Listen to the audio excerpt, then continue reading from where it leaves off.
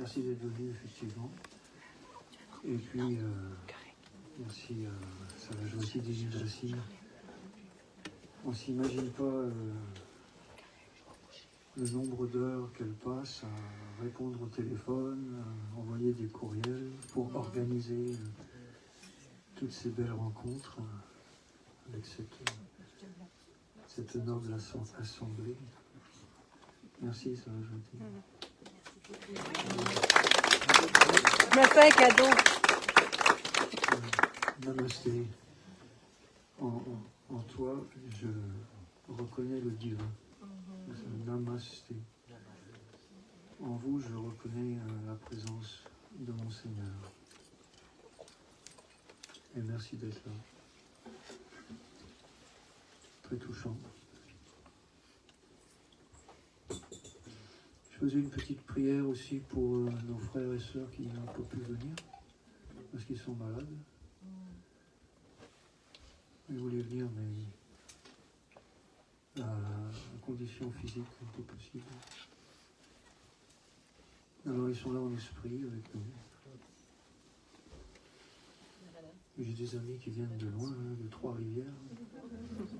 On fait la route, Claire, Patrick. Je voulais remercier aussi pour le moment de Jarry Lévidassi, parce que à 6h du matin, elle était en train de faire des chapatis pour vous, pour nous tous. J'en venais pas. Fonctionner avec 2 poils en même temps. Elle cherchait le chapati parfait, elle l'a trouvé. Le chapati qu'on ne peut pas prendre avec la pince parce qu'il est tellement rond, tellement ballon, tellement parfait que c'est celui-là qu'on a offert à Krishna.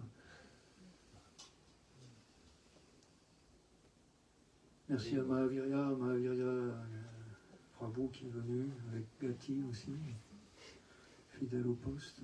La musique que vous avez entendue, c'est notre dernière collaboration.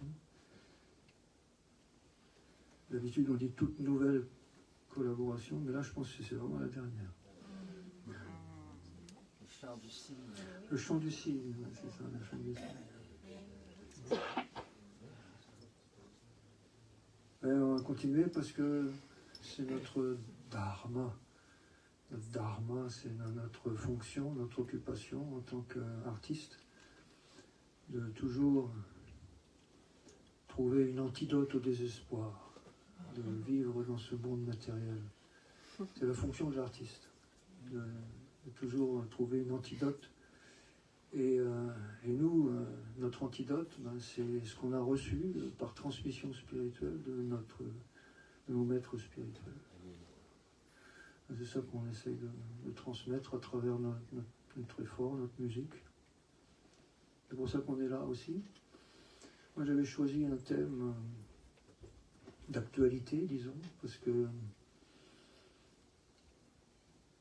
comment choisir un état de guerre ou un état de paix mondiale, guerre mondiale. Et on va essayer d'explorer comment est-ce qu'on peut générer un état de paix ou un état de guerre. Et surtout, comment le choix est entre nos mains. C'est une allégorie, en fait, c'est une parabole, parce que le choix n'est pas vraiment entre nos mains. C'est un symbole. Le choix est ailleurs. Alors on va voir où c'est qu'il est, le choix, justement. Et pour explorer ce sujet-là, on va faire comme d'habitude. C'est-à-dire que on ne va pas donner notre opinion personnelle, parce que pour des sujets comme celui-là ou comme cela, nos opinions n'ont pas vraiment de valeur, parce que chacun peut avoir une opinion, mais ce qui aurait de la valeur, ce serait d'aller puiser l'opinion des grands savants de l'âme et de la science de la spiritualité, la science de la réalisation du soi, parce que ils ont intégré justement une forme de savoir qui n'est pas liée à des opinions sociologiques ou d'éducation ou géopolitique ou politique, encore pire, mais qui proviennent des informations qui proviennent d'un plan absolu, d'un plan infini, d'un plan qui transcende, on dit transcendantal, d'un plan transcendantal, donc d'un plan qui transcende justement les opinions personnelles, la raison, la logique, l'intellect, et qui va puiser des informations là où elles sont justes, là où elles sont complètes.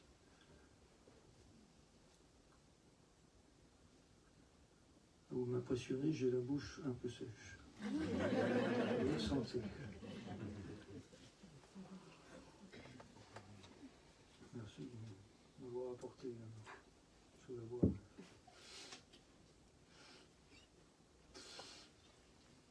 Alors, de ce plan-là, on va pouvoir essayer de, non pas de comprendre, parce que dans le mot comprendre, il y a le mot prendre. Alors, si on veut comprendre, c'est-à-dire qu'on va s'accaparer une connaissance et puis on va essayer de l'exploiter pour comprendre. Mais plutôt s'abandonner à ce plan de connaissance. Dans abandonner, il y a le mot donner. Fait qu'on va se donner à cette connaissance-là. On va s'ouvrir à la possibilité de recevoir une transmission d'énergie spirituelle, de connaissance de ce plan-là pour comprendre comment peut être généré un état de paix ou un état de guerre. Et comment on peut choisir entre les deux.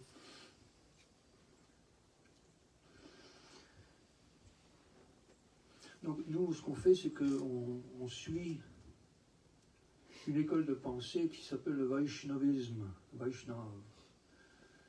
Et un jour, j'ai demandé à mon Shiksha Guru, donc mon directeur de conscience d'enseignement, Sridhar Maharaj,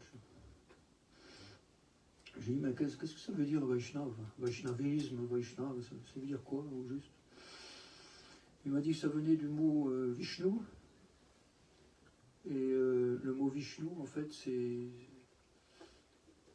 c'est un idéogramme qui provient du mot Vibhu en sanskrit, donc dans le Devanagari, le langage des dieux, Devanagari. Et le mot Vibhu veut dire le grand tout. Le grand tout. Donc Vaishnavisme, m'a dit, ça veut dire la pratique du service que l'on donne au grand tout. Vaishnavisme. Ça m'intéresse. Ça m'intéresse de servir le grand tout. Hein?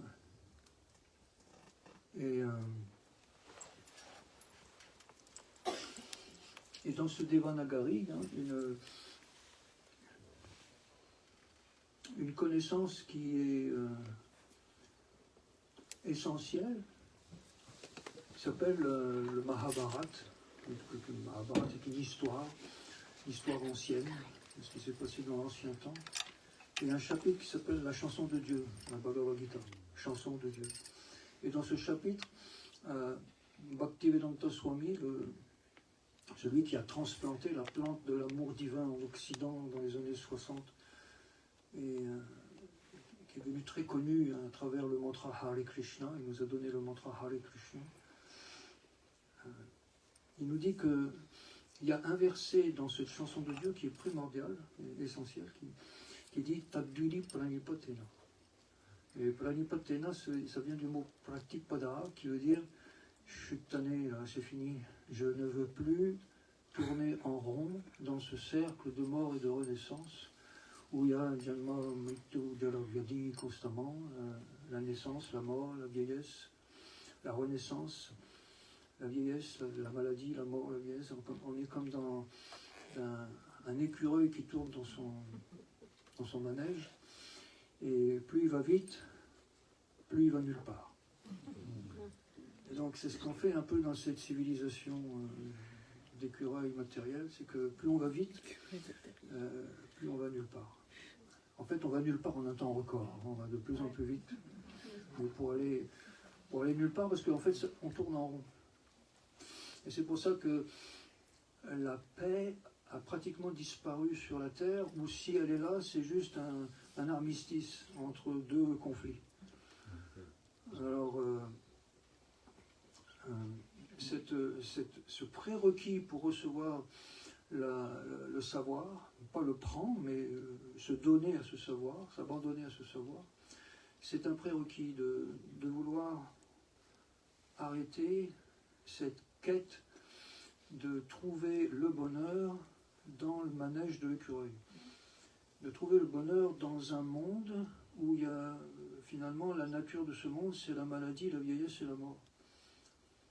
Donc à un moment donné, on se dit, ben, il y en a assez, on va chercher autre chose. Et c'est pour ça qu'on est là, on essaye de partager justement sur cette connaissance-là pour essayer de trouver autre chose.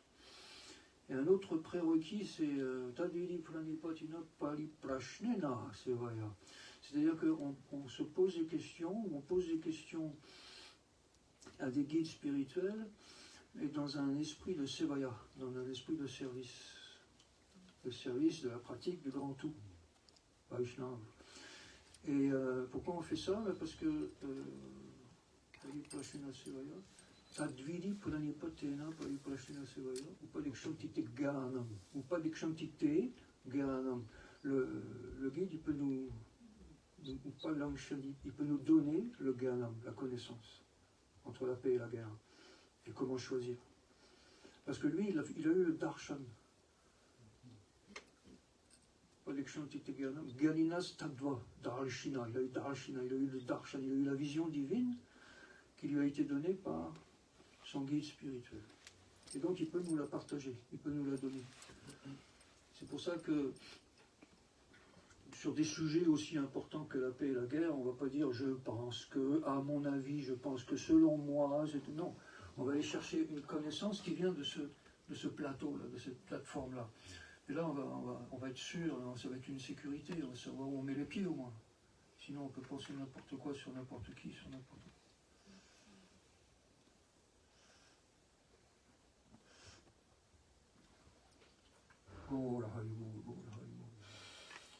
Tadvidi Prananipatina Pariprashnena Sevaya Upadikshantite Gyanam Gyaninas Tadva Darshina. Quelle est cette vision-là? Et sa vision, c'est que ce qu'il faut éviter, en fait, c'est ce qu'on appelle le péché originel dans la tradition biblique. Le péché originel, c'est quand l'homme s'empare de l'arbre de la connaissance. Là, on est sûr de déclarer la guerre. Parce que quand on se saisit de l'arbre de la connaissance, on va développer une certaine connaissance de la matière, mais à son profit. C'est-à-dire qu'on va tirer à soi la connaissance de l'environnement. Et quand on tire à soi la connaissance de l'environnement, ben ça crée automatiquement des conflits, parce qu'on n'est pas tout seul. Parce que le voisin, il va tirer à lui aussi la connaissance. Et voilà, et comme tout le monde tire à soi l'arbre de la connaissance, ben ça crée des conflits, parce qu'on n'a pas tous la même motivation. Donc ça, c'est vraiment l'erreur à ne pas faire. Donc pour un état de paix, ça serait au contraire de bénéficier de la connaissance, mais au lieu de la tirer à soi, de la donner en harmonie au grand tout, à Vishnu, celui qui voit tout, celui qui est partout. Hein, cette intelligence derrière les phénomènes de la nature. Vayajakshini Parakriti Suyati Chacharachara. Vitunanina Kanteya Jagati Parivartate. On croit que la nature vient d'un exercice de mélange de produits chimiques ou génétiques. Et on a oublié qu'il y avait un cerveau, un mental, une intelligence qui dirigeait les phénomènes de la nature. Et donc on tire à soi une connaissance sans la remettre là où elle doit être mise, c'est-à-dire dans l'intelligence divine, l'intelligence cosmique qui décide de ce qui se passe dans le monde. On dit il n'y a pas un brin d'herbe qui bouge sans la volonté du Seigneur. Ça veut dire quoi ça? Il n'y a pas un bras d'herbe qui bouge. Quand on voit un bras d'herbe qui bouge, ça veut dire que le Seigneur il fait bouger l'herbe. C'est une allégorie, évidemment.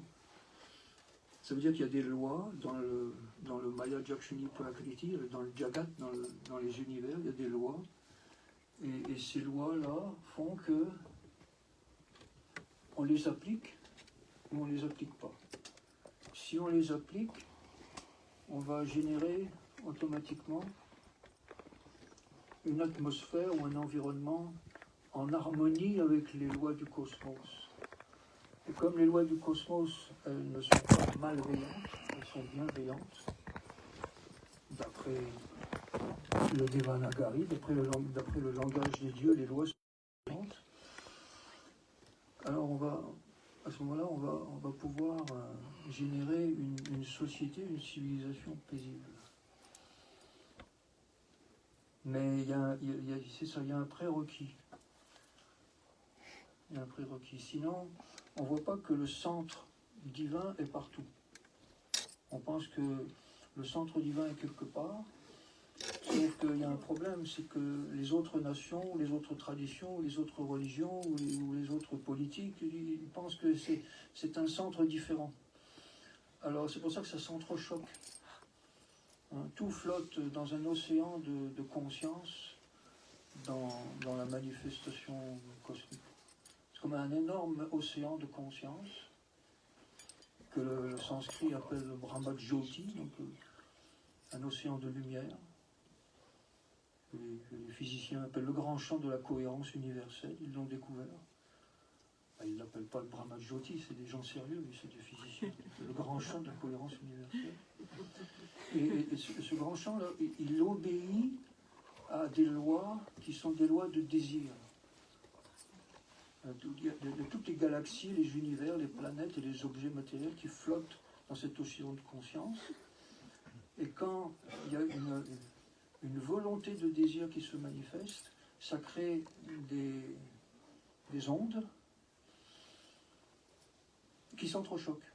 Pourquoi? Parce qu'elles n'ont pas le même centre.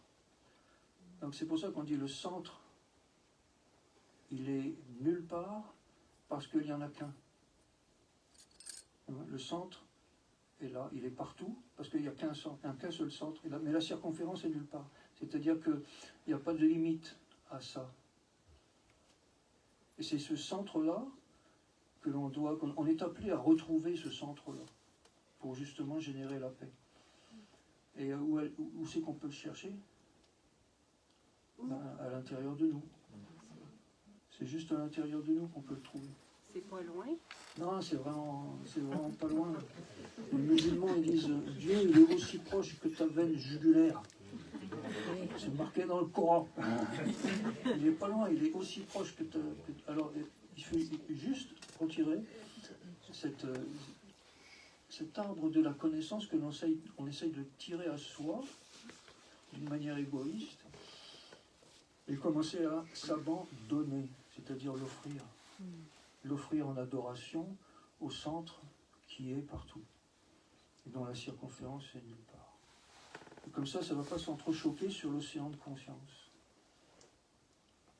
Sinon, ça va s'entrechoquer. Parce que la nature matérielle, elle n'est pas à rejeter.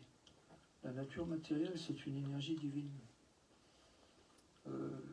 La pratique du service du grand tout, le Vaishnavisme, ne rejette pas du tout la nature ou la matière. Comme dans d'autres écoles de pensée, on rejette la matière, on dit Brahma Satyam Jagat Mithya. La matière est illusion, l'énergie est illusion, l'univers est illusion, il n'y a que le Brahman qui existe. Non, c'est pas du tout nous, ça. C'est pas du tout la voix de la Bhagavad Gita. La chanson de Dieu dit pas ça. La chanson de Dieu dit Kalvidam. Sarva Kalvidam Brahma. Sarva Kalvidam Brahma, ça veut dire que tout est divin. Tout est divin. Tout est divin.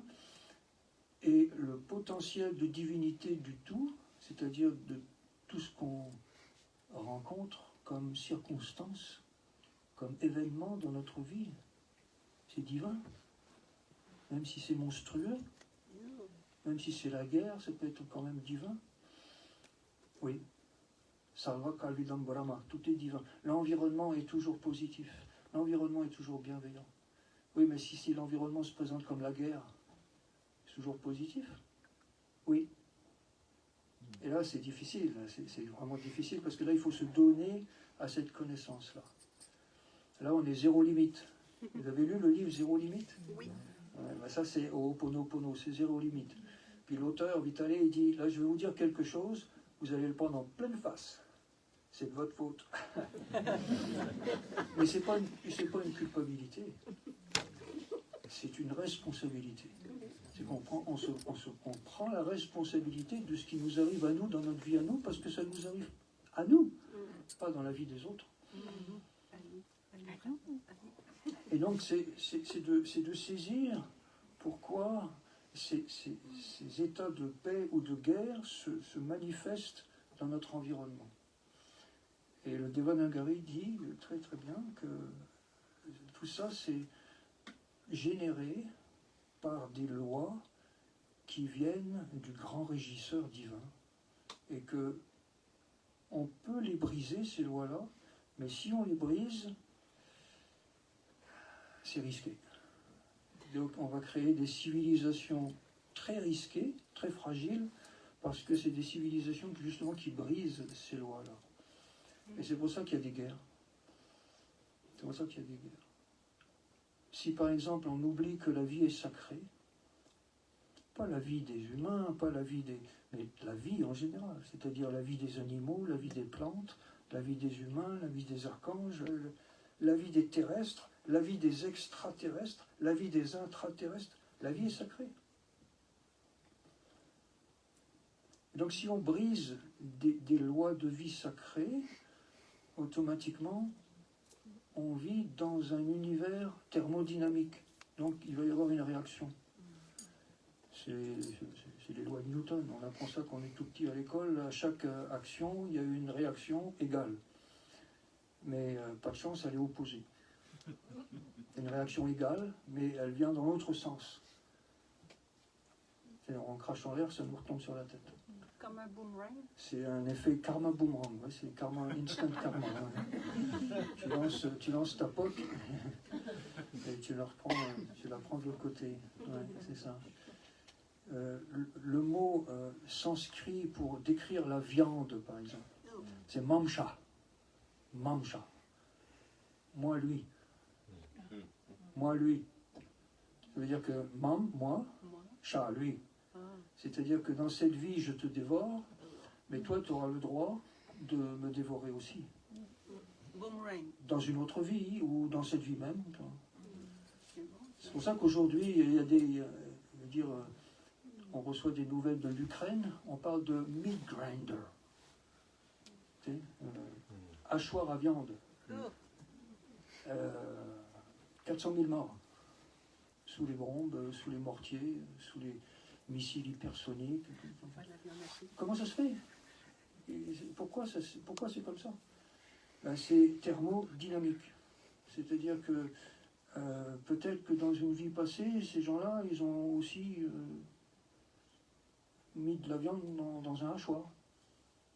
Et là, c'est mamsha, c'est-à-dire que tu fais une action, puis il y a une réaction opposée. Donc, si tu crées de l'agonie, ben, tu vas recevoir de l'agonie. C'est du tic-toc, c'est du tac-au-tac. Hein, et en plus, des fois, il y a des intérêts. Ah, ça, c'est difficile, il y a des intérêts en plus à payer. Parce qu'il n'y a personne ni rien qui peut briser les lois du cosmos sans en subir les conséquences. C'est pour ça que c'est zéro limite, c'est zéro tolérance.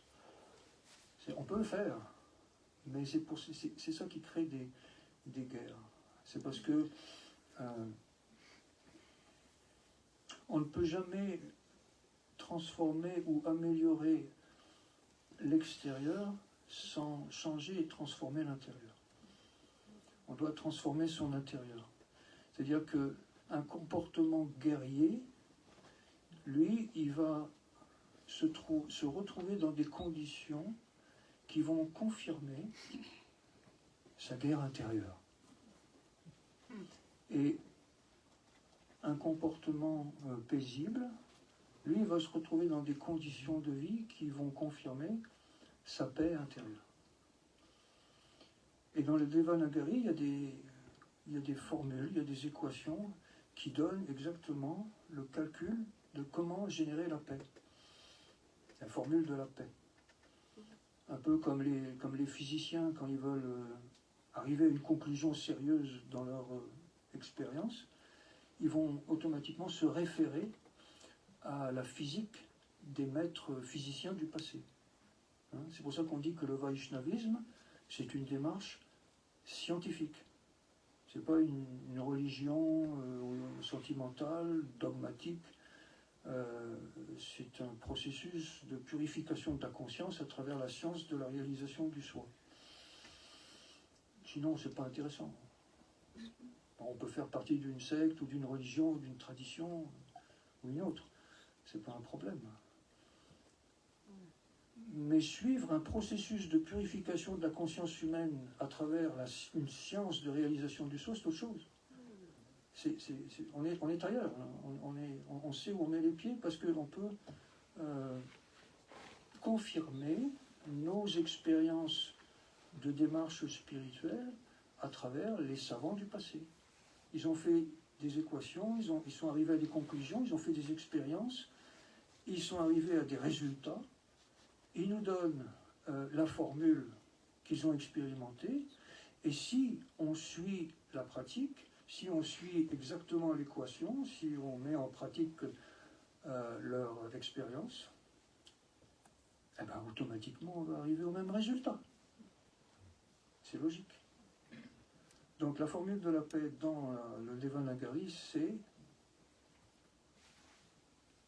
Bhoktaram Yagya Tapasham. Ça commence comme ça. Bhoktaram Yagya Tapasham. Tapasham, ça veut dire Bhoktaram Yagya Tapasham. C'est-à-dire que tout ce que tu vois, ne le rejette pas. C'est divin. Ne pense pas, oh c'est de la matière, c'est sale. Oh c'est de l'argent, c'est sale. Oh c'est du commerce, c'est pas bon. Oh c'est de la famille, c'est du travail, c'est une société, c'est une civilisation, c'est à rejeter. Hein? Non, ça serait Maya Vadi. Ça serait vraiment tout est illusion. Non, Bhoktalam Yagya Tapasham, ne rejette rien, mais quand tu rencontres quelque chose, essaye de trouver le lien de ce quelque chose avec le divin. Tu trouves le contact. Tu es en yoga. Contact, yoga, union. Hein? Et que ce soit n'importe quoi, les éléments, de l'eau. Tu bois un verre d'eau. Elle vient d'où cette eau? Elle n'a pas été fabriquée en usine. C'est la nature. Mais on a vu que Maya Jakshena Prakriti Suyate Chacharachala, on a vu que derrière les phénomènes de la nature, il y a une intelligence. Il y a un amour qui nous a donné de l'eau. Et donc, quand on boit un verre d'eau, on peut simplement se rappeler que Krishna est le goût de l'eau, le goût de l'eau, le goût de l'eau. Rasa Aham Sukanteya. Rasa Aham Sukanteya le dit, le Devanagari, c'est je suis le goût de l'eau. Dieu est le goût de l'eau. Et quand on boit un verre d'eau, on peut être en yoga, en union, à travers le Jnana Yoga. C'est-à-dire le yoga de la connaissance, en se rappelant, ce malanam, que le Seigneur est le goût de l'eau. Et là, on est en union avec nous. Donc, Bhoktaram Yagya Tapasham, tout ce qu'on touche, tout ce qu'on voit, quel que soit l'objet ou la relation que l'on a avec nos frères et nos sœurs humains, même les animaux, on peut voir la particule de conscience qui anime cet être-là. La particule atomique de conscience. Puis là, on est appelé à prendre un petit recul, pas nécessairement tout de suite de tomber dans qu'est-ce que c'est la fonction de la force vitale spirituelle, mais de réfléchir sur la nature de la force vitale spirituelle. Elle vient d'où? Elle sert à quoi? Quel est le sens de son existence? Pourquoi je suis sur la terre? Pourquoi je tombe malade? Je dois mourir? Pourquoi je vieillis? Pourquoi je suis sous l'emprise comme un esclave l'emprise de l'espace-temps. Hein, et ça, c'est en lien avec la nature de la force vitale qui nous anime. Alors, le Devanagari nous dit, ce n'est pas que tu es une enveloppe de chair. Ça, c'est juste ton apparence externe. En fait, c'est... Devi Yesha Gunamayi, non, c'est...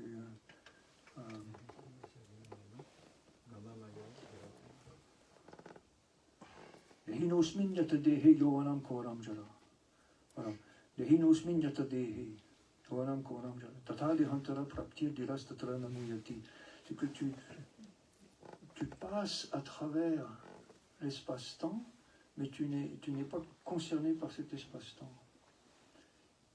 Tu n'as pas pris naissance. Nous, on pense qu'on a pris naissance. Bon anniversaire, bonne fête. Mais on n'a pas pris naissance. Ou on pense qu'on a été créé. Non, on n'a pas été créé non plus. On pense aussi qu'on va mourir. Mais on ne va pas mourir non plus. C'est juste notre apparence qui est sous l'espace-temps. À l'intérieur de nous, il y a une particule atomique de conscience qui est de la même nature que la conscience absolue. Mahavishnu, Paramatma. De même nature, Satchitananda.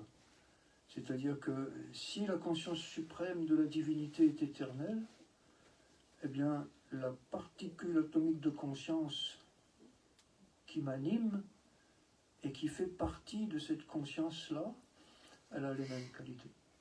Elle est éternelle aussi. Donc, au lieu d'avoir une angoisse intérieure qui est liée à l'évolution du temps, si je me souviens de mon éternité, je vais automatiquement me souvenir de mon immortalité. Et ça va me calmer le pompon. Mon cœur, ma cohérence cardiaque va se calmer. Ça va me faire du bien. Ça va être un soulagement. Parce que d'un seul coup, là, je me dis, les gars, là, je ne vais pas mourir. La mort n'existe pas. C'est juste une illusion. Dis-le encore.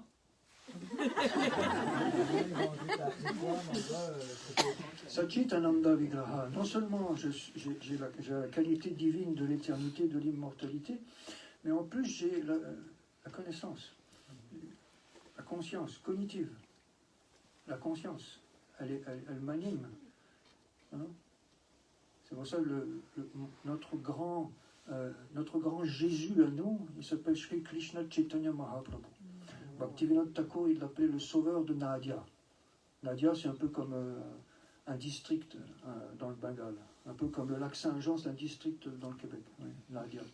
Il est apparu là, sur la terre, et le grand fondateur du Vaishnavisme, Bhaktivinoda Thakur, le sauveur de Nadia.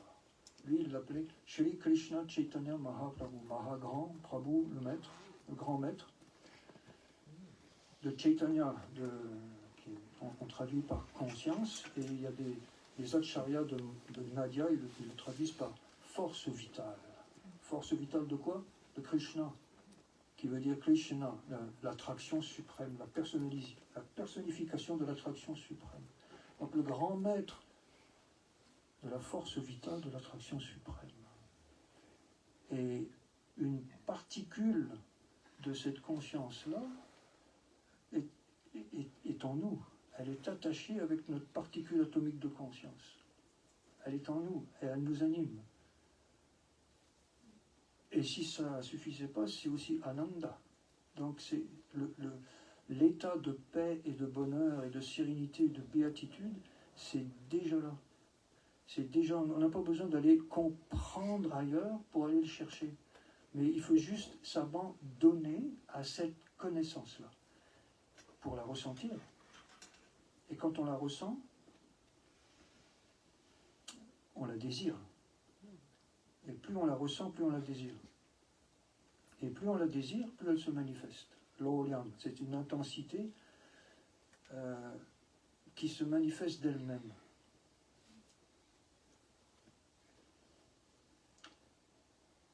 Et c'est pour ça que reprendre conscience de cette particule qui nous anime, automatiquement, ça génère un état de paix à l'intérieur. Et si à l'intérieur de nous, on a cet état de paix, eh bien cet état de paix, il va résonner sur notre environnement extérieur. C'est à ce niveau-là qu'on peut avoir le choix, et que le choix est entre nos mains, entre un état de guerre et un état de paix, parce qu'on n'a pas le pouvoir géopolitique, on n'a pas le pouvoir de l'argent, on n'a pas le pouvoir des armes, on n'a pas le pouvoir de la diplomatie entre les nations et tout. Mais ce qu'on peut faire, c'est travailler sur notre paix intérieure, ou notre guerre intérieure, si on veut la guerre. La paix a sa valeur, mais la guerre a aussi sa valeur. Parce que la guerre est tellement monstrueuse qu'elle provoque un dégoût de vivre dans le monde de la mort. Et c'est pour ça que le mal existe. Le mal a sa fonction aussi. Parce que la paix et la guerre, ça fait partie de la même médaille. Ça fait partie du même pouvoir. Il n'y a qu'un seul pouvoir dans l'univers. Dans le Srimad Bhagavatam, dans le 7e chant, il y a une histoire merveilleuse entre Hiranyakashipu, le père guerrier, et son enfant, Prahlad, paisible. Et à un moment donné, le père guerrier, il veut détruire évidemment la paix de son enfant, parce qu'il ne comprend pas pourquoi son enfant n'est pas guerrier. Lui, son Prahlad, il est toujours paisible. Mais il dit, mais il n'arrive pas à détruire cette paix, parce que la paix de son enfant n'est pas géopolitique. Ce n'est pas un traité de paix entre deux conflits. C'est un état intérieur de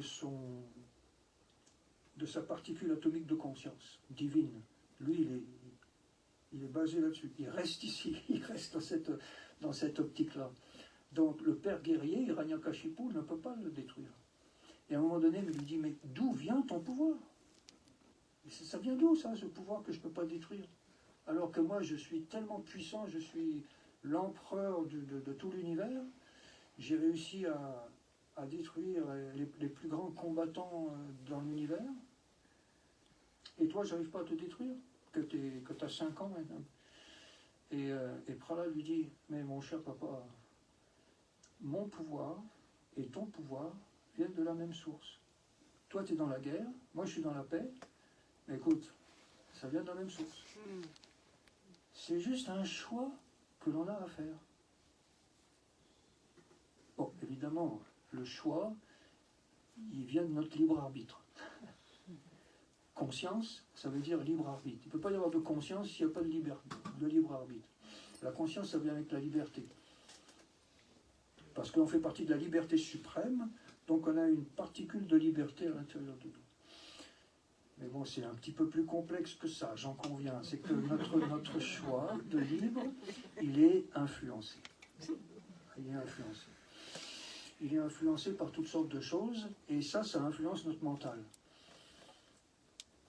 Ça ouvre la porte à qu'est-ce que c'est le mental. Mais il est influencé par quoi? Il est influencé par ce qu'on appelle les forces de la nature matérielle.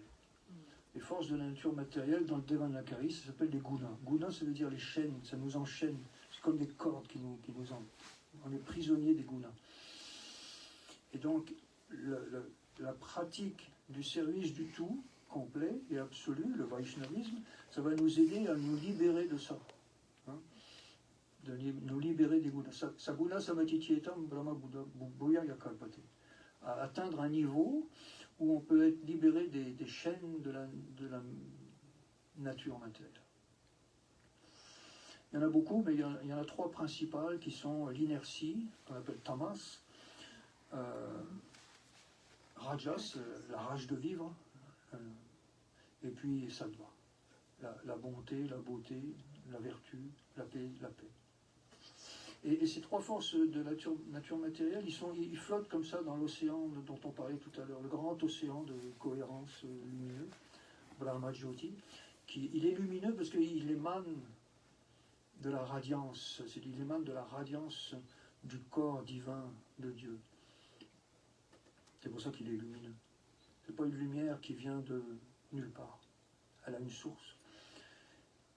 Et ces trois forces-là vont nous influencer à travers l'éducation, à travers la famille, à travers la religion, à travers les médias, à travers toutes sortes d'environnements qui nous influencent.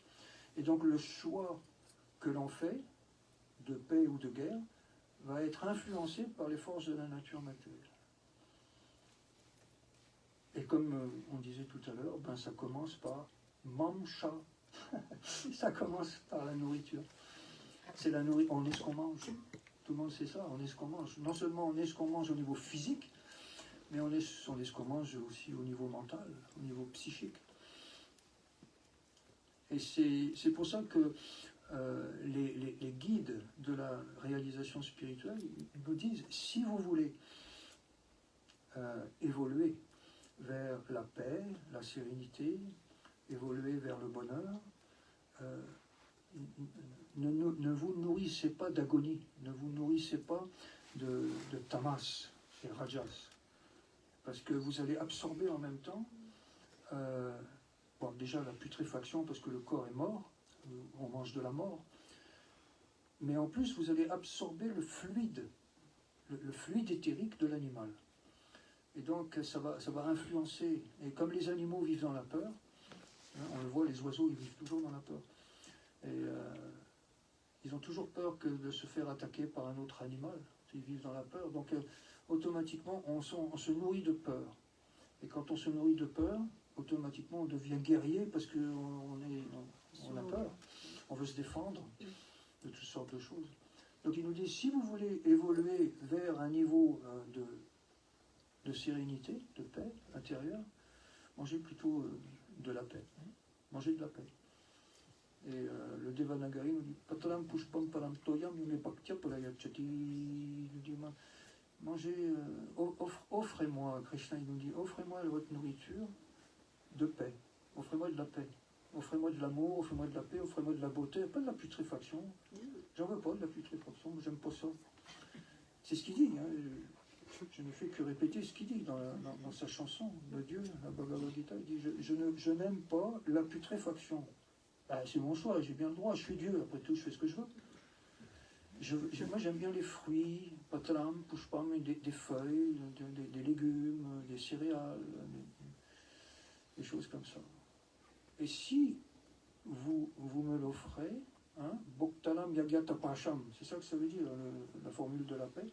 Si vous me l'offrez, eh ben, non seulement c'est déjà divin, parce que ça provient de mon énergie divine, Prakriti Shakti, mais en plus, je me manifeste dans cette offrande. C'est comme l'hostie des chrétiens primitifs. C'est pareil. Sauf que là, on peut faire un festin. Et c'est une manifestation divine dans l'offrande. C'est les forces du rituel. La force du rituel, c'est qu'on attire dans ce que l'on fait la présence de la divinité. C'est pour ça qu'on dit c'est un sacrifice. On n'est pas en train de tuer quelqu'un, mais c'est un acte sacré. Un sacrifice veut dire acte sacré. On offre avec tout notre cœur, avec toute notre âme, avec la plus grande sincérité dont on est capable, et humilité aussi, parce que c'est Vibhu, et c'est le grand tout. Et nous, on est tout petit. Alors on peut soit tomber dans la guerre, soit tomber dans la paix, soit tomber dans la matière, soit tomber dans l'esprit. C'est Tatashta Shakti, on est à la bordure, on est une énergie oscillante. Tatashta Shakti, ça veut dire une oscillation. On peut facilement tomber dans l'illusion, parce qu'on est tout petit, infinitésimal, particule atomique de conscience infinitésimale.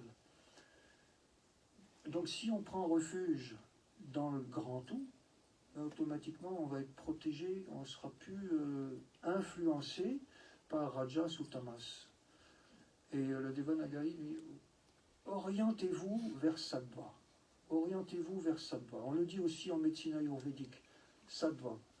La bonté, la beauté, la vertu. la vertu. Aujourd'hui, on dit, oh, il faut être libre, on peut faire ce qu'on veut, la liberté de manger ce qu'on veut, la liberté sexuelle comme on veut, la liberté de ci comme on veut et tout, mais finalement on tombe dans l'anarchie. On tombe dans l'anarchie au niveau social et au niveau civilisationnel, à cause de ce désir de liberté qui, à la base, est bon. C'est un désir qui est bon parce que ça vient de la liberté suprême, mais il est perverti. Il est perverti parce que il devient comme un marécage. Hein, la liberté devient comme un marécage, comme une eau qui serait libre, mais qui n'aurait aucune contrainte. Ça devient un marécage. C'est pour ça qu'on a besoin de contraintes pour la liberté. Parce que les contraintes, c'est comme des rives. Et les rives, ça crée un courant, un mouvement. Et là, l'énergie peut circuler. Sinon, s'il n'y a plus de contraintes, ça devient un marécage. Et dans le marécage, c'est putride un marécage. Il n'y a plus d'énergie. C'est pour ça que la contrainte de la liberté apporte la paix et la liberté. Sinon, il n'y a plus de liberté, il y a juste une anarchie. Et c'est pour ça que les contraintes dans la pratique du Vaishnavisme, on les appelle des principes de la liberté.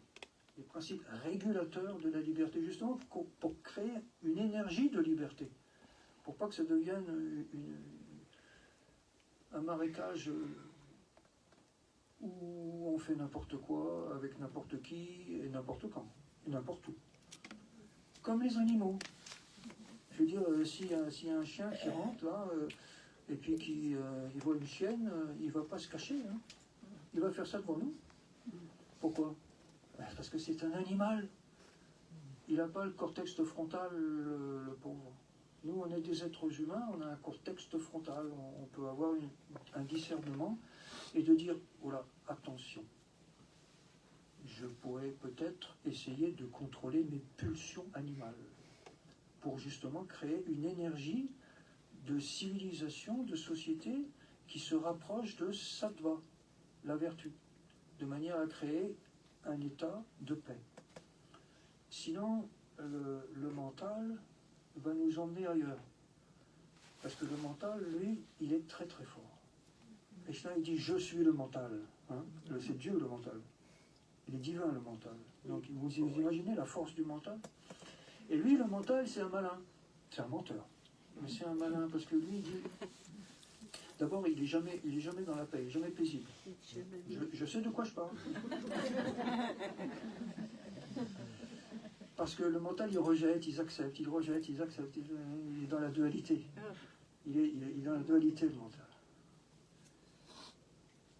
Mais il a deux pouvoirs. Il a un pouvoir de projection, et il a un pouvoir d'obnubilation. Et quand le mental commence à projeter, ben lui, il va retoucher l'information, il va remodeler l'information, il va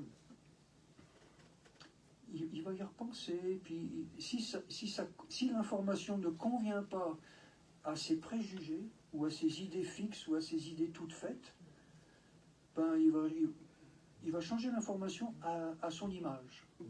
Parce qu'il a un pouvoir de projection, le mental. C'est un malin. J'ai vu ça dernièrement. Je lisais Bhaktivinoda Thakur, le fondateur du Vaishnavisme contemporain. Et Thakur, il a écrit énormément de livres. Il a écrit une centaine de livres au 19e siècle. Il est né au 18e siècle, il a écrit au 19e siècle. Et c'était le père du maître spirituel, de notre maître spirituel, Diksha Guru. Et c'est pour ça qu'on s'en réfère. Et lui, parmi tous ses livres, il a écrit un chef-d'œuvre qui s'appelle Sri Chaitanya Shikshamrita.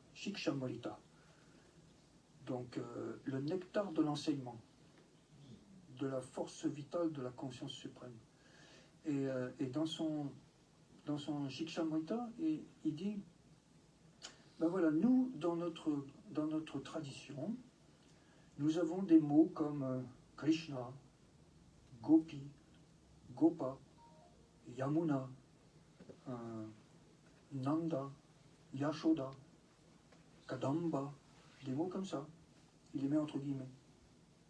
Mais il dit, il faut comprendre que dans toutes les autres traditions, si les gens qui mettent en pratique leur spiritualité arrivent à purifier leur cœur et leur mental, ils vont recevoir toutes ces notions-là, tous ces concepts-là, mais ils vont les appeler différemment, avec un vocabulaire différent.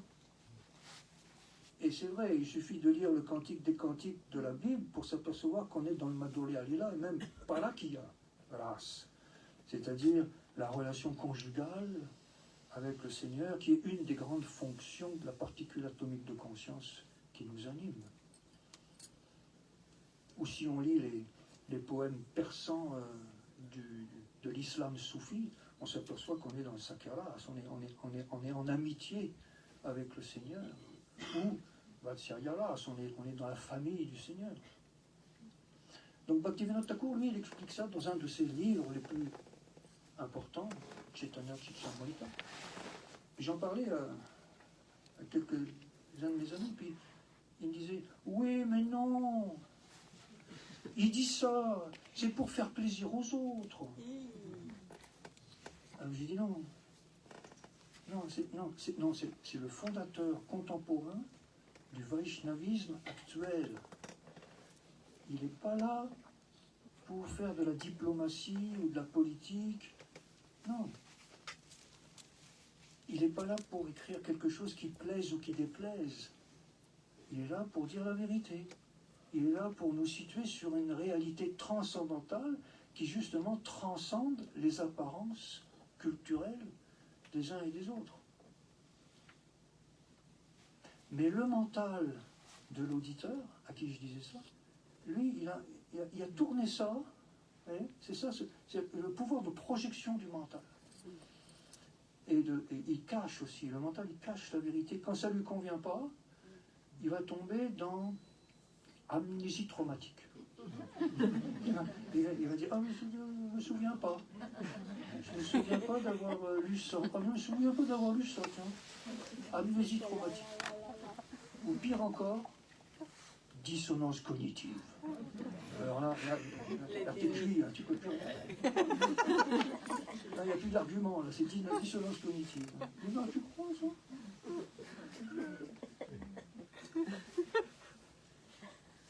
On appelle ça le jeu du mental. C'est pour ça le Seigneur Krishna, il dit Mamana Bhavamat Bhakto. Engage ton mental dans mon souvenir. Si tu engages ton mental dans mon souvenir, tu vas recevoir une transmission d'énergie spirituelle tout à fait particulière. Mamana Bhavamat Bhakto, Majadi Mam Namaskuru. Tu deviens mon dévot, tu m'adores. Si tu n'es pas capable de faire tout ça, simplement offre-moi ton hommage. Offre-moi ton verre d'eau. Offre-moi ton gâteau. Offre-moi un fruit. Offre-moi quelque chose. Et je l'accepterai. Et là, il va y avoir une réciprocité. Il va y avoir une relation. On va avoir une relation personnelle. Ça sera entre lui et nous. Ça sera du face à face. Et ça sera influencé, et ce sera une connaissance qui va nous être donnée par notre guidance spirituelle, notre guide spirituel, qui va nous donner l'interface pour que ça fonctionne bien. Et l'interface, c'est un moyen extraordinaire de contacter Dieu à l'intérieur de nous. Parce qu'il est là. Peut-être on ne l'entend pas tout de suite, peut-être on ne le voit pas tout de suite, mais il est là.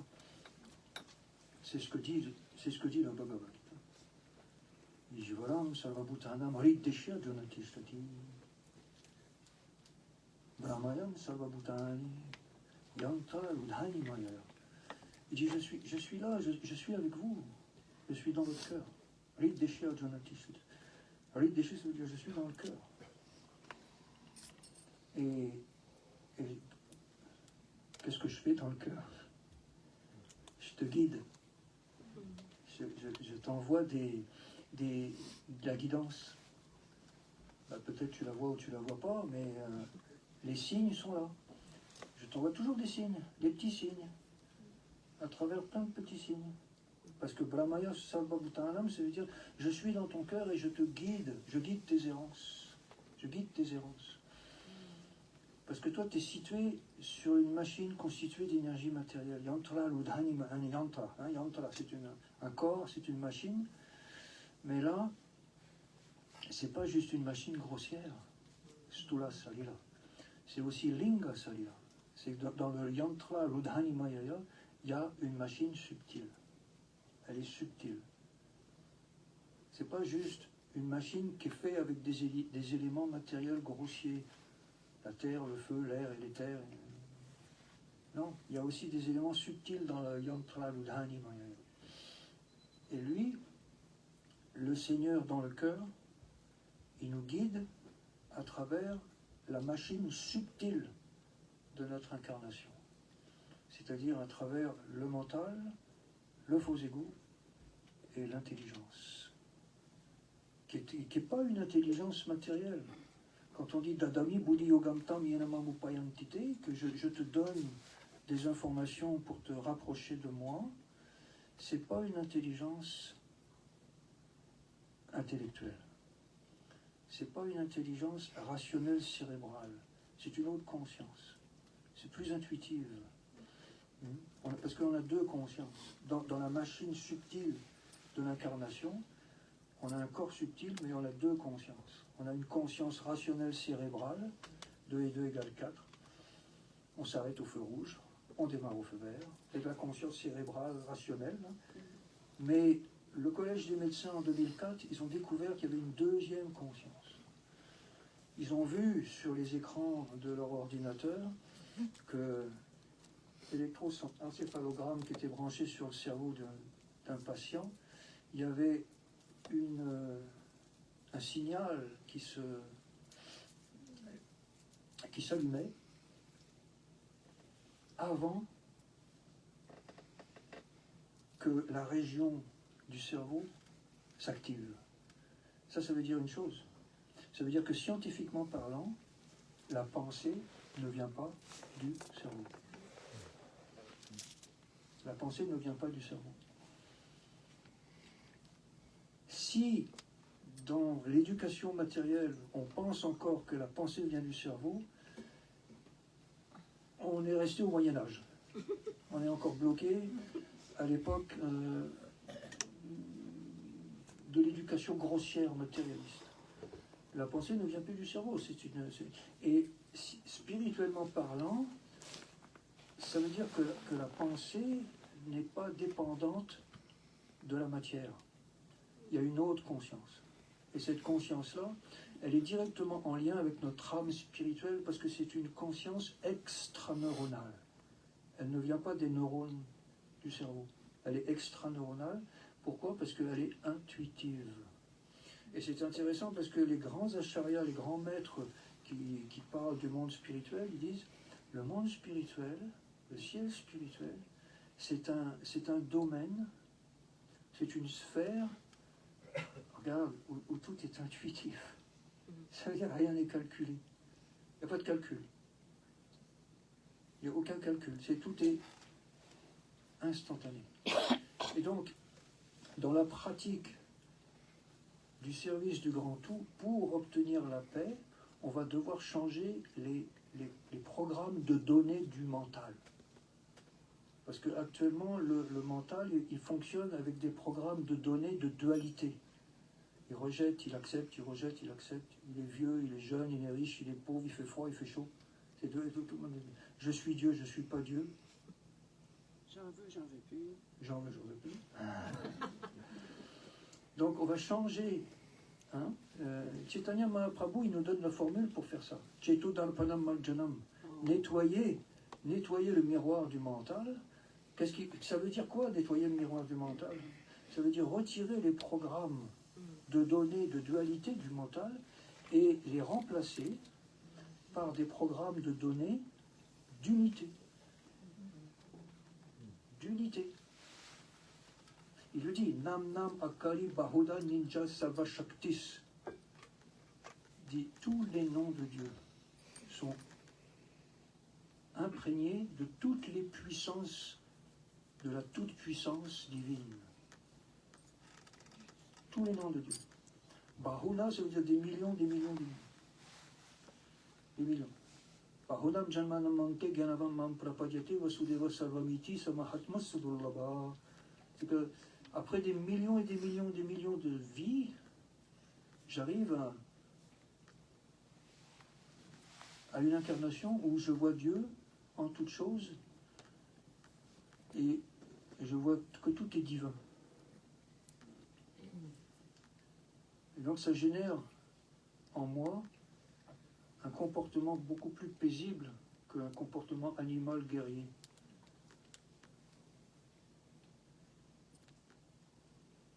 Et donc je comprends qu'il faut que je me responsabilise par rapport à mes actions, mes pensées,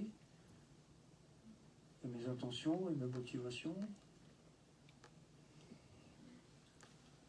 et mes désirs. Parce que sinon je vais rester attaché, enchaîné au guna. Yagyalta karmanonnatra lokoyam karma bandhana. Karma bandhana. C'est bondage. Bandhana, bondage. Je suis attaché à ce monde matériel parce que à chaque yagyalta karmanonnatra, il y a une réaction à mes actions. Et ça m'attache. Donc la solution, tadaltam karma kanteya, mukta sangha samachara. Mukta sangha samachara. Libère-toi des réactions en offrant tes actions à la nature divine de chaque chose. Krishna dit, tu m'offres ce que tu fais, et ça, si tu m'offres ce que tu fais, sans être attaché au résultat, dans un esprit de dévotion, tu n'es plus mukta sangha, tu es libéré. Tu es libéré des réactions. C'est akarma. C'est pas karma, c'est pas vikarma. Karma, c'est du bon karma, mais ça t'attache encore au monde de la mort. Vikarma, c'est du mauvais karma. Non seulement ça t'attache au monde de la mort, mais t'en prends plein la tête. Et tu souffres. Meat grinder. Hein. Des fois, on passe sur le bord de l'autoroute, là, il y a eu un accident de voiture. C'est du barbecue. Non, mais les gens sont en train de brûler dans la voiture. J'ai vu ça, moi, sur la 15 l'autre. C'est ça le vikarma. C'est une réaction. Mais si tu offres tes actions, tes pensées, tes désirs, ta vie entière, dans le fond, tu es abandonné, que tu donnes ta vie à cette conception-là de la divinité, mais tu seras plus attaché, tu n'auras plus de réaction. Donc au lieu de vivre dans un état de guerre, ben, tu vivras dans un état de paix. Et si tu vis dans un état de paix intérieur de toi, automatiquement tu vas générer un état de paix à l'extérieur de toi. C'est la formule de la paix parce que loka salvam maheshvara. Krishna dit, je suis le propriétaire de tous les univers, de toutes les galaxies, hein, parce que le créateur, moi je ne suis pas le créateur, il dit je suis l'architecte. Le créateur c'est Brahma, l'ingénieur du monde, mais moi je suis l'architecte. J'ai pensé à ces lois-là. Hein, et salva loka maheshvaram. Tout vient de moi, donc offre-moi ça, et ça va te libérer. Ça va te libérer. Et là, on pourrait dire, oui, mais alors c'est un peu un dictateur. C'est une formule de dictateur, ça. Mais non, parce que lui, peut-être, mais il finit sa formule de la paix en disant, Sulidam, ne t'inquiète pas, je suis bienveillant. Sulidam Savabhutana. Je suis bienveillant, je suis ton ami. Je suis ton ami. Je ne suis pas là pour t'embêter, je ne suis pas là pour te faire souffrir, je ne suis pas là pour te juger, parce que je suis en amour avec l'amour. Donc si tu me donnes ton amour, moi il va y avoir une réciprocité d'amour. Tu me donnes ton amour, et moi je vais te donner le mien. Hein? Et à partir du degré de ton don, moi je vais avoir une réciprocité au même niveau. Yeyatamam prapadyante tam stataiva, la même chose. Tam stataiva bhajamyaham. La même chose. Tu me donnes un petit peu d'amour, ben moi je vais te donner un petit peu d'amour. Et tu me donnes beaucoup d'amour, moi je te donne beaucoup d'amour. C'est voilà. Yeyatamam prapadyante tam stataiva bhajamyaham. Mama vatmanu altente manusya pata sarvashaha. C'est pas limité aux Vaishnavas, aux hindous, aux musulmans, aux chrétiens, aux juifs, aux extraterrestres, et puis sur la planète Gong là-haut. Non, c'est pour tout le monde. Salva, c'est tout le monde. Mama vatmanu altente manusya salva pata. Manusya pata sarvashaha. Manusya sarvashaha. Et tous les êtres vivants, tous les êtres humains ont la même fonction. C'est de recevoir comme ils donnent. On reçoit comme on donne. Si on donne petit, on reçoit petit. Si on donne beaucoup, on reçoit beaucoup. Ça marche de même. Ça marche de même. Le monde fonctionne de même. Plus tu donnes, plus tu reçois. Moins tu donnes, moins tu reçois. Et c'est pour ça qu'en général, quand on n'est pas en lien avec notre identité spirituelle, on est comme des avares. Parce qu'on a un trésor merveilleux à l'intérieur de nous, puis on s'en sert pas. C'est comme un avare qui a une fortune, mais lui, il garde sa fortune juste pour lui, comme ça. Il n'en tire même pas du bonheur. Donc on est, sans développer la science de la réalisation spirituelle, on est comme des avares. C'est pour ça qu'il vaut mieux développer le trésor de la paix. Et c'est ce choix qu'on a à faire. En fait, il faut choisir avant de choisir. Choisir avant de choisir. Parce que vu que le choix est influencé par des choix précédents, il faut choisir avant de choisir. C'est-à-dire que la vie qu'on a aujourd'hui, c'est le résultat des choix que l'on a fait dans des vies passées. Et donc, ce qu'on choisit aujourd'hui de faire, ça va déterminer nos conditions futures. C'est comme ça que ça fonctionne l'univers. Possibilité, probabilité, actualité. C'est quantique, c'est la physique quantique. Il y a une possibilité, parce que la Prakriti Shakti fonctionne comme un océan ondulatoire, où tout est possible. Tout est possible. L'atome ne peut plus être représenté avec des électrons qui tournent autour d'un noyau. Non, l'atome, c'est une possibilité. Elle peut être à différents endroits systématiquement. Quand on change le programme mental et qu'on change les programmes de données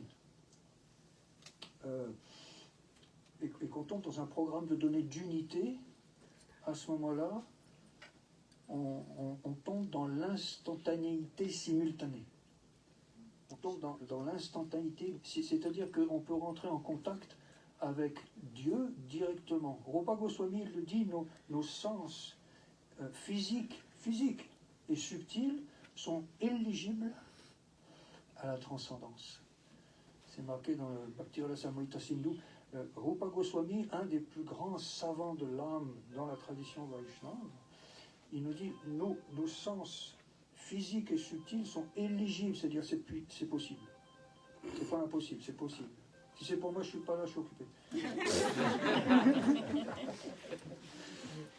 C'est Krishna, il t'appelle. Ah oui, c'est l'appel de Dieu. C'est un appel local. Accepte les frères. Accepte les frères. On va se capter. C'est peut-être en lien avec ce que je disais, tu vois, parce que nos sens physiques et subtils sont éligibles à la transcendance. C'est-à-dire c'est possible. C'est possible. Et comment c'est possible? Le grand maître de la conscience, il nous donne le moyen, Abhideya. Sambandha Abhideya Prayojananam Eitira Alta Salva Sutre Paryavasan. Et ça, il nous donne le moyen. La relation, Sambandha, il nous donne l'outil, Abhideya, et il nous donne le but, Prayojana, qui est le pur amour, dans la relation du pur amour avec le signal. Et Abhideya, c'est le son. C'est la vibration sonore spirituelle que constituent les idéogrammes transcendantaux qui se manifestent sous la forme de noms divins, les noms de Dieu. C'est-à-dire que Bhaktivedanta explique, Dieu n'a pas de nom. C'est tout aussi simple que ça. Dieu n'a pas de nom. Par contre, il en a des millions, parce que on va l'appeler par rapport à ses activités, à ses attributs, à ses qualités. Quand on va voir qu'il est magnifique, on va l'appeler le magnifique. Al-Rahim, les musulmans. Et quand on va l'appeler, on va le voir comme le fils de la mère universelle, on va l'appeler Shri Saktinandana. Ou quand on va voir en lui la personnification de la beauté, du charme et de l'amour immatériel, on va l'appeler Krishna. Et quand on va voir en lui la gratitude de celui qui nous donne l'existence, on va l'appeler Yahvé. Et quand on va voir en lui quelqu'un qui est Anadir, Adir Govinda, Anadir Adir Govinda, c'est-à-dire pas de début, pas de fin. On va l'appeler Al-Laha. Pas de début, pas de fin. C'est pour ça qu'Allah Akbar, on dit Allah est grand. S'il n'a pas de début, pas de fin, c'est grand, ça. C'est infini. Et quand on va voir en lui l'ami de tous les êtres vivants, on va l'appeler Govinda. Govinda, l'ami des vaches, l'ami des animaux, l'ami des humains. Et quand on va imaginer comme un chevalier, avec des activités chevaleresques, on va l'appeler Krishna, l'ami d'Arjuna. Et comme ça, il n'a pas de nom, mais il en a des milliers. C'est fluide. Et c'est pour ça que c'est intuitif. Chez Dharma, j'ai dit, l'amour divin, c'est un amour spirituel. C'est pas un amour rigide. C'est un amour qui ondule. C'est un peu comme un serpent qui est toujours... Le serpent, c'est le symbole de l'énergie chez les anciens. Et il ondule. À un moment donné, on pense qu'il est à droite, et lui, il va à gauche. Et lui, on dit, ah ça y est, je le tiens, il est à gauche. Ah, lui, il va à droite. Il dit, ah non, alors là j'ai tout compris, il est vraiment à droite. Ah, lui, il va à gauche. C'est parce qu'il est transcendantal. On ne peut pas le comprendre. C'est-à-dire, on ne peut pas le prendre. On est obligé de s'y abandonner. On veut se donner. On veut se donner à lui. Et plus on se donne à lui, plus lui se donne à nous. C'est une réciprocité. Oui, mais on ça. a trop à faire. On a trop à faire, à explorer, à expérimenter. On a trop à faire. Pour s'abandonner. On n'a pas le temps. C'est ça.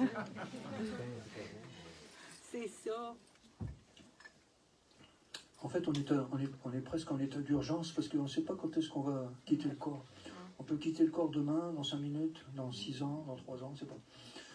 Bhaktivedanta Thakur, il dit, vous ne savez jamais quand est-ce que votre cœur va s'arrêter de vivre, de battre. On ne sait pas.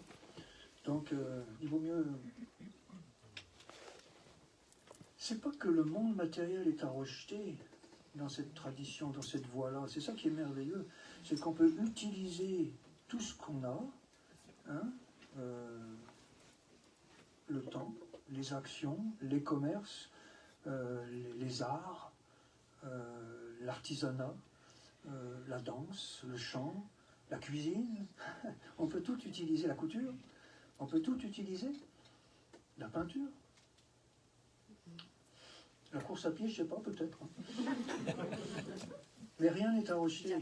Parce que tout a une relation. Abhideya, Sambandha Abhideya, tout a une relation avec le divin. Donc il suffit d'utiliser les choses au service. Qu'est-ce que ça veut dire service? Ça ne veut pas dire servitude nécessairement, ça veut dire incorporation. On s'incorpore dans la chose. On s'incorpore dans la chose. Et là, on est bien, on est paisible, on est sécurité, on est en sécurité. C'est comme une étincelle qui s'incorpore dans le feu, elle est tranquille. Elle ne peut plus s'éteindre. Elle peut plus. Elle garde sa lumière et sa chaleur, elle est dans le feu. Hein. Une cellule du corps qui devient anarchique, qui ne veut plus se mettre au service de l'ensemble du corps, ça va être un cancer. Elle va mourir, la pauvre. Parce qu'elle elle se révolte. Elle devient Lucifer. Elle devient habitée par l'esprit de Lucifer. Elle veut la lumière, mais elle ne veut pas la source de la lumière. Elle veut le paradis, mais pas de Dieu. Elle veut aller dans le monde spirituel, mais elle veut être Dieu. Elle est anarchique. Et le cancer, c'est ça, c'est l'anarchie. C'est un conflit. Elle crée un conflit, elle crée la guerre. Un esprit de guerre.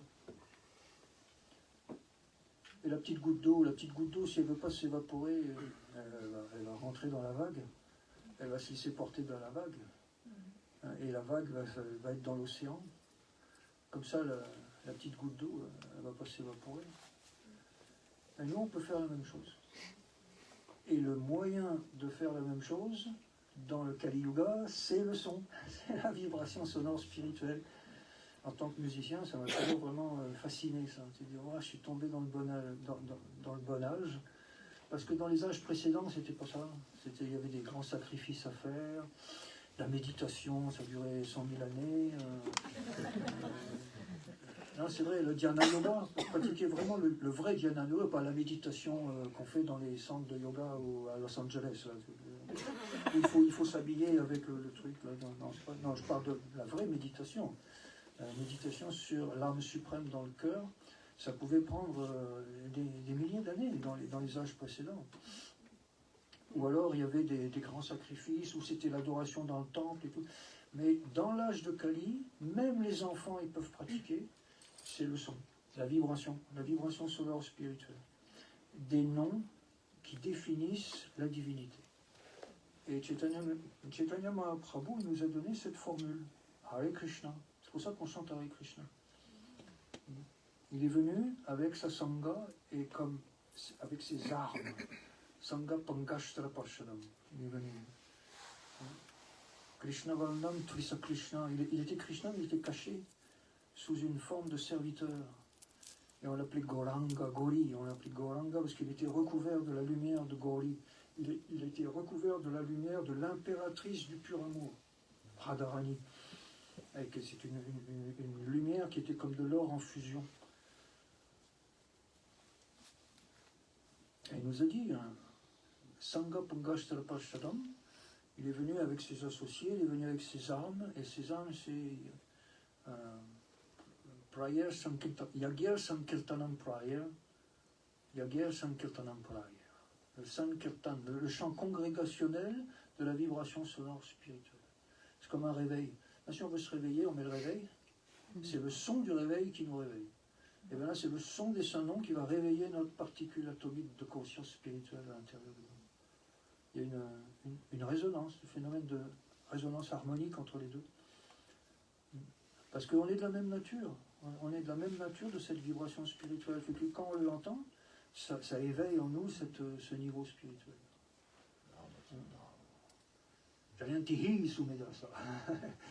Les gens qui sont arrivés à Pratipata, ils sont tannés de tourner dans le manège de l'écureuil, ils vont être attirés naturellement.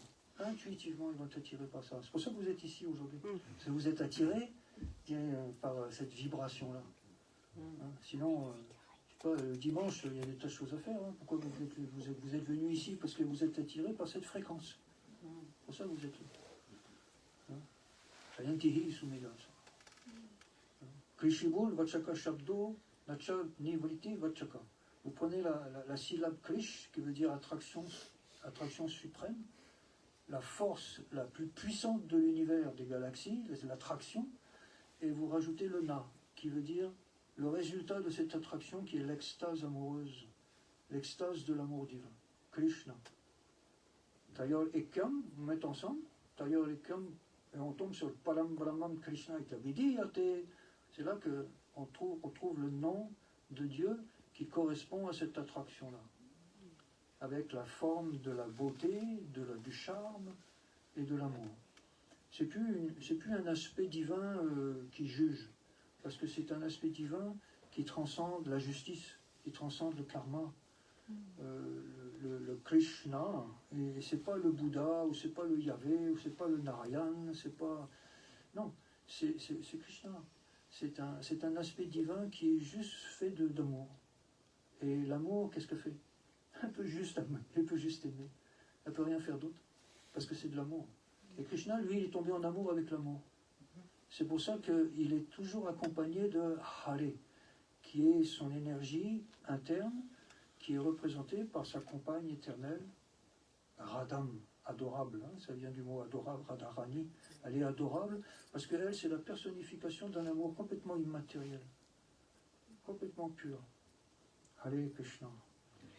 Bhaktivedanta Swami dit, quand on chante ce mantra Hare Krishna, on s'adresse à l'être suprême et à son énergie.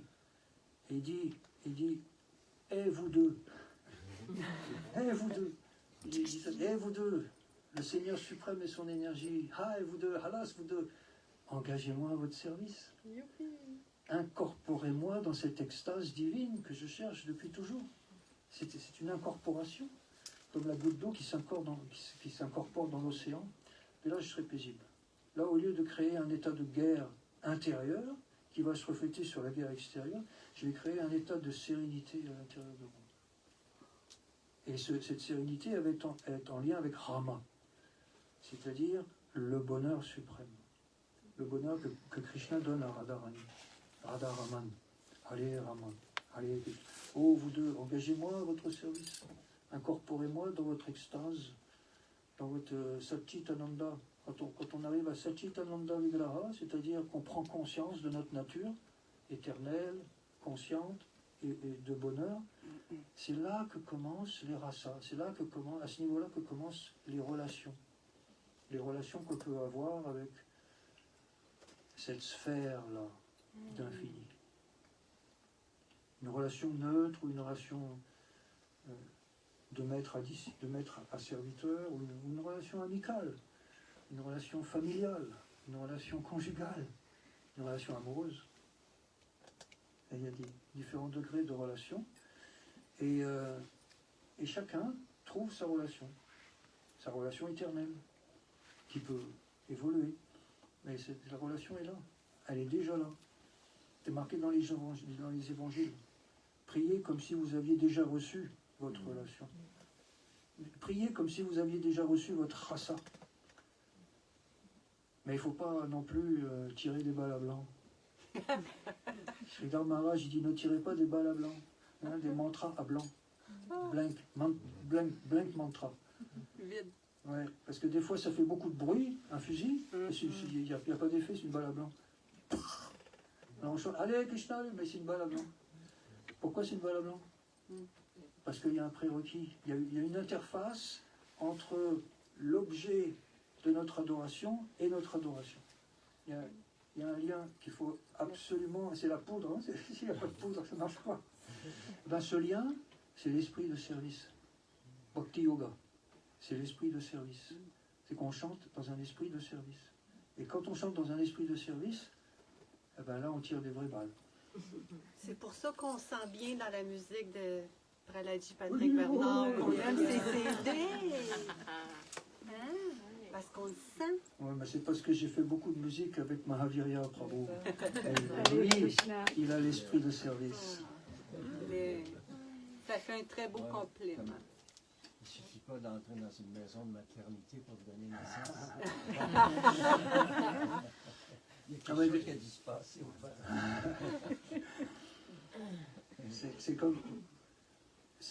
C'est bien de savoir qu'on a un père, mais c'est encore mieux de savoir qui est le père. Et pour savoir qui est le père, il faut demander à sa mère.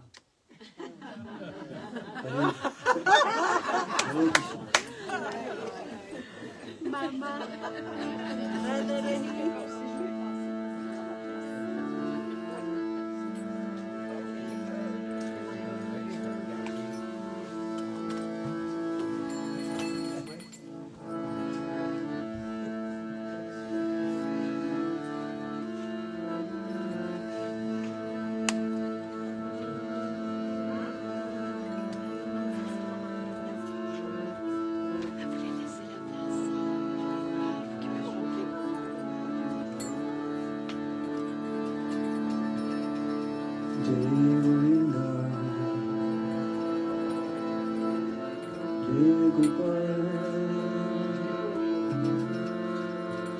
Jai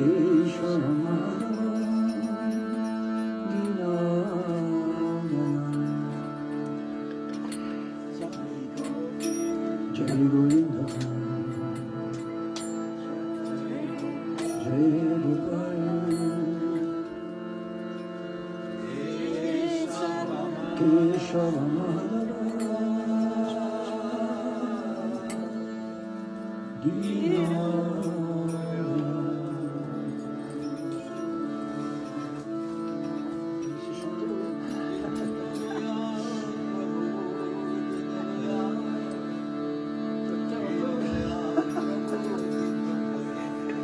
Ok, on recommence. Jai Govinda, Jai Gopal, Keshamadana,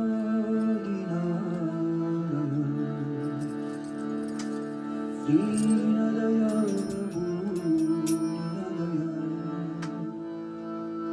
Dinadaya,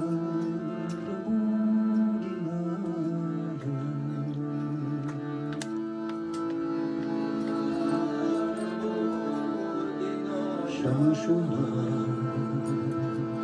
Panayaman, Divarari, Nandaduran,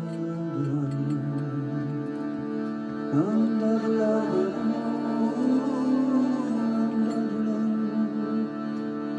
Nandaduran, Prabhu, Nandaduran.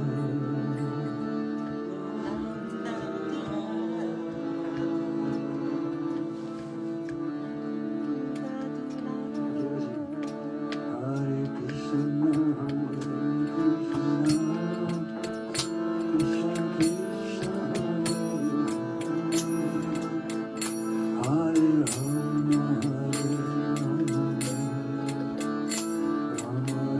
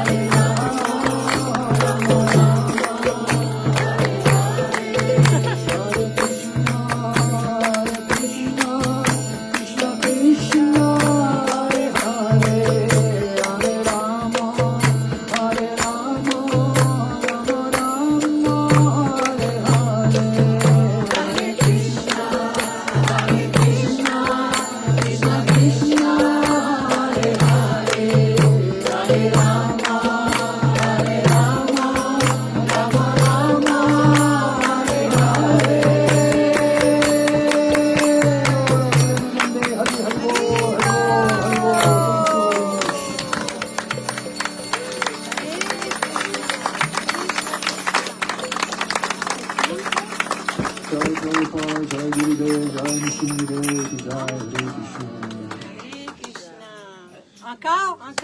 Thank you very much. Encore! On veut t'entendre appeler Radha Krishna. Vous savez qu'on est pour très longtemps sans le voir, hein? Swati, elle cherche ton contenant de lentilles. Il faut aller chercher. Nama Krishna Chintamani.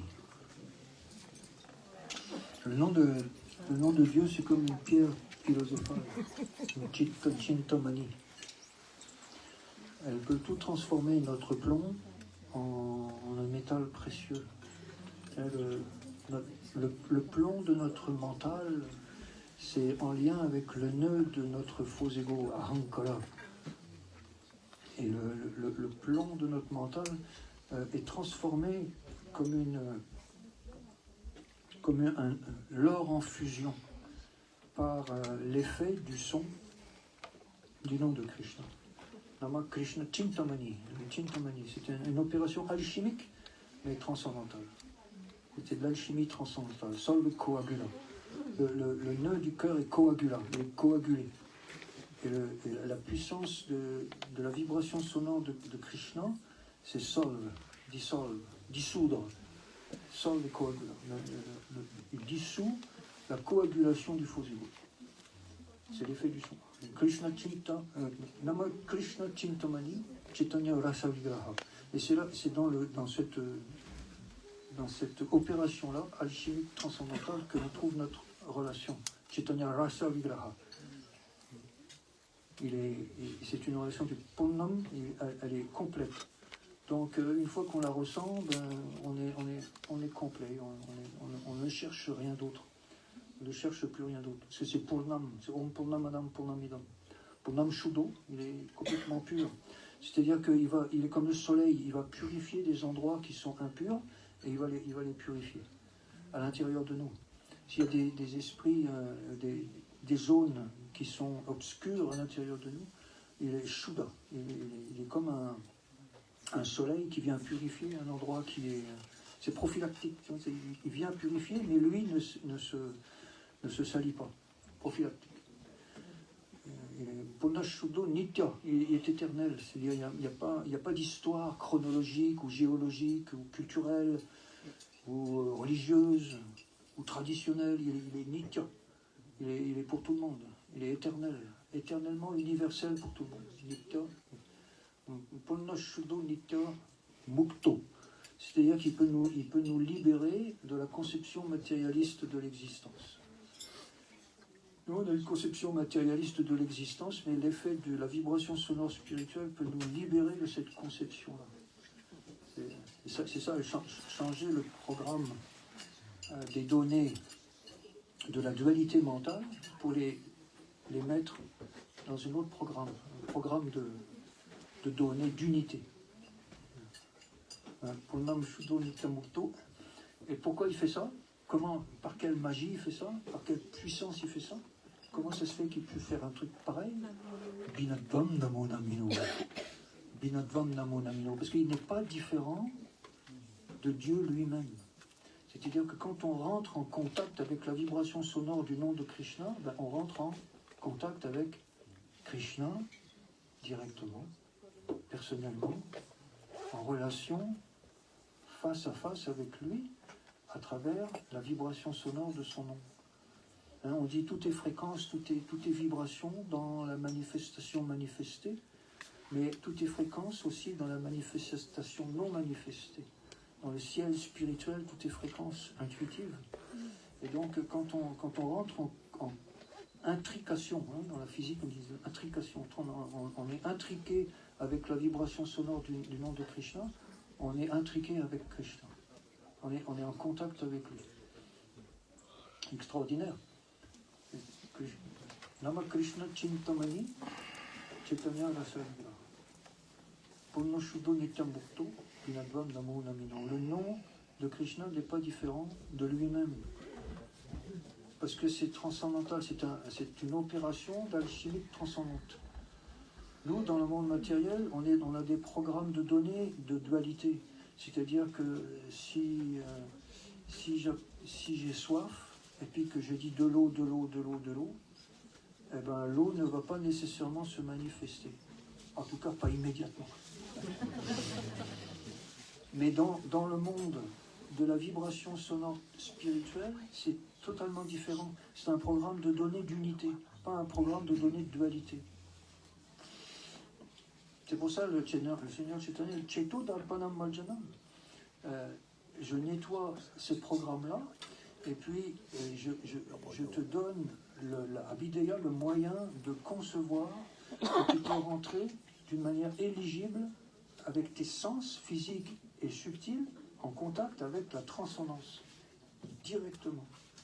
C'est pour ça que dans l'âge de Kali, c'est un âge extrêmement difficile au niveau extérieur, parce qu'il y a des conflits partout, il y a des pénuries partout, c'est un âge difficile au niveau extérieur, et c'est pour ça que le moyen de réalisation du bonheur et de la paix est très facile.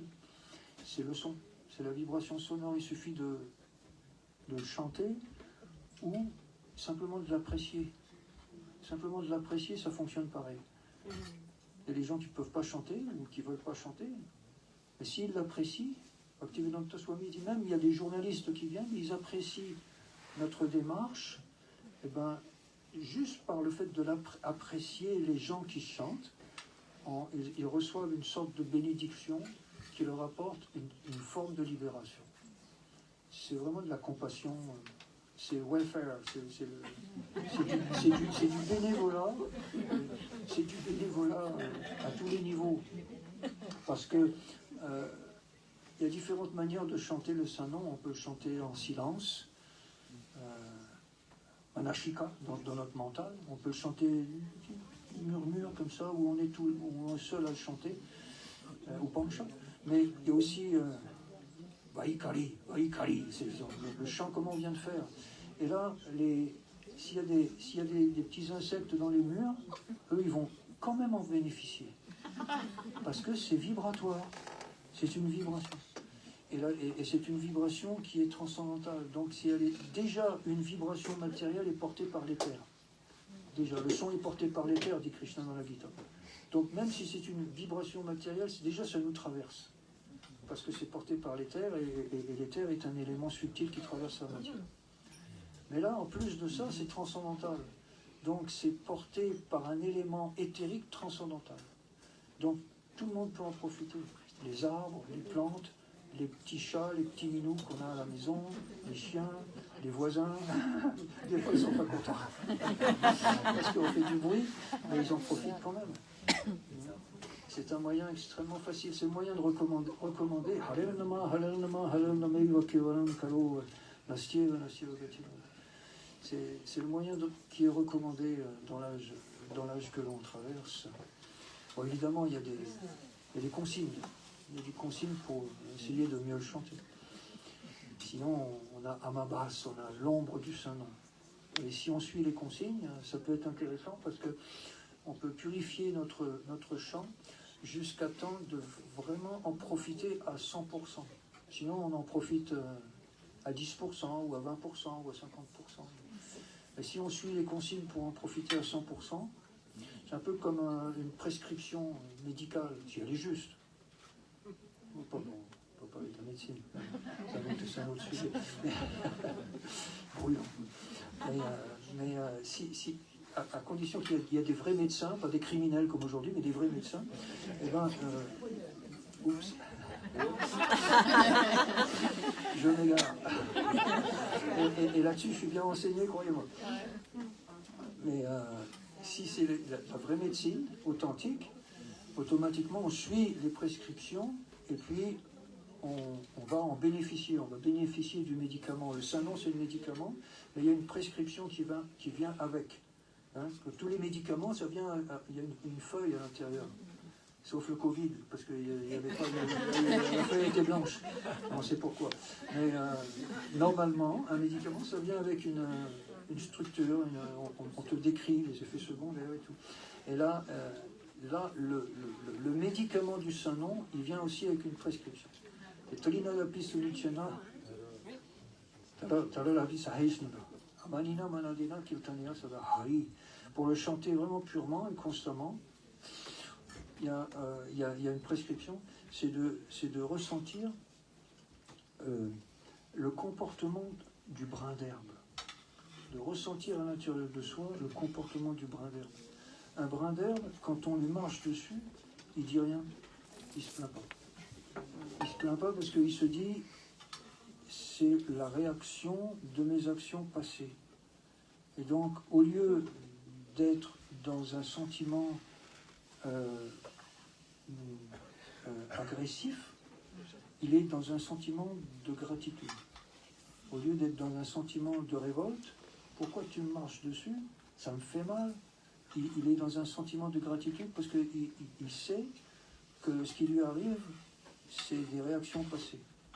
Mais parce qu'il chante le Saint-Nom dans un esprit d'humilité, c'est-à-dire de disponibilité, eh ben, il est conscient que sa réaction est diminuée. Hein? Vous m'auriez vu, moi, il y a quelques jours, j'avais un œil au beurre noir. Ouais, parce qu'en déménageant, j'ai pris une étagère. Je me suis fait violemment attaquer par mon étagère. Qu'est-ce que tu fais là? Mais au lieu de me taper sur la tempe, où je serais peut-être décédé parce que j'ai pris vraiment un gros coup, et au lieu de le prendre sur l'œil, où j'aurais peut-être perdu un œil, elle a tapé juste sur la cage sourcilière. Et donc, au lieu d'être dans un sentiment de révolte, pourquoi tu me fais ça? Je t'ai rien fait, l'étagère.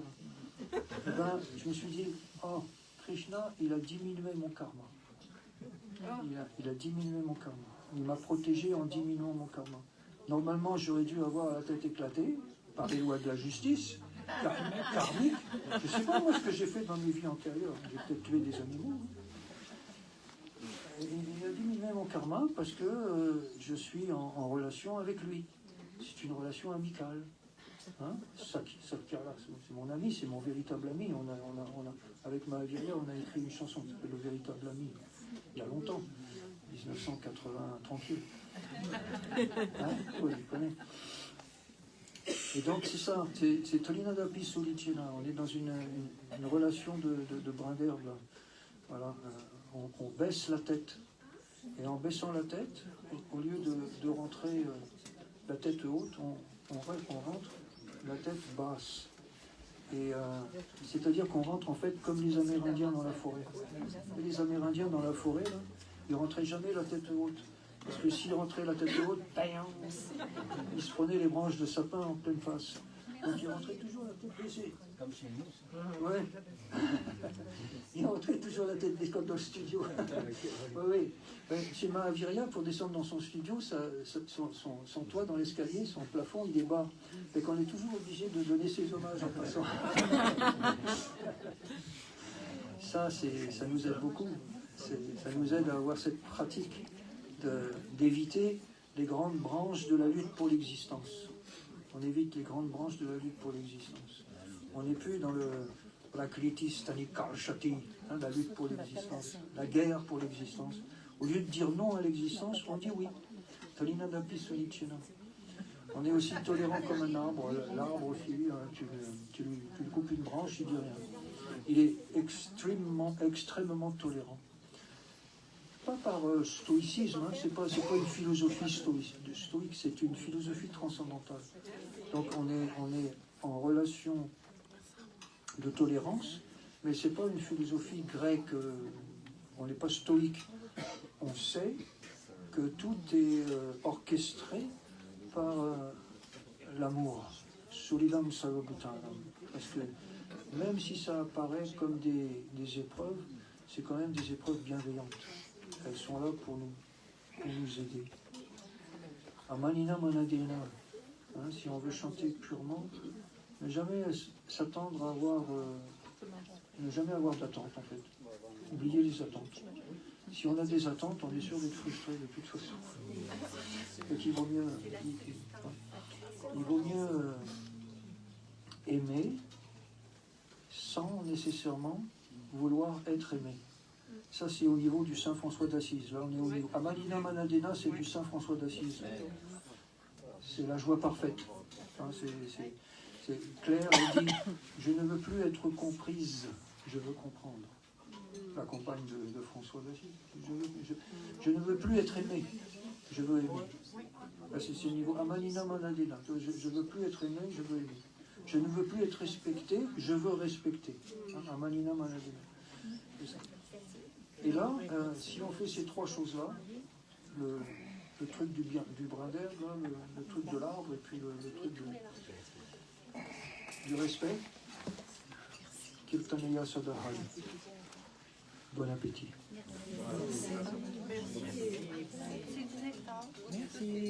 Non, c'est pas pour moi ça. Ça, je peux pas manger. Non, à toucher, je vais être là. Merci, Praladi. Merci beaucoup. Merci. Oh, Restez assis, ça nous fait vraiment plaisir. On va sûrement avoir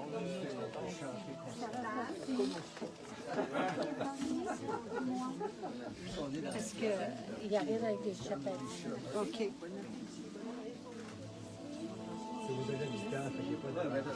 Bagage, pas le droit, t'as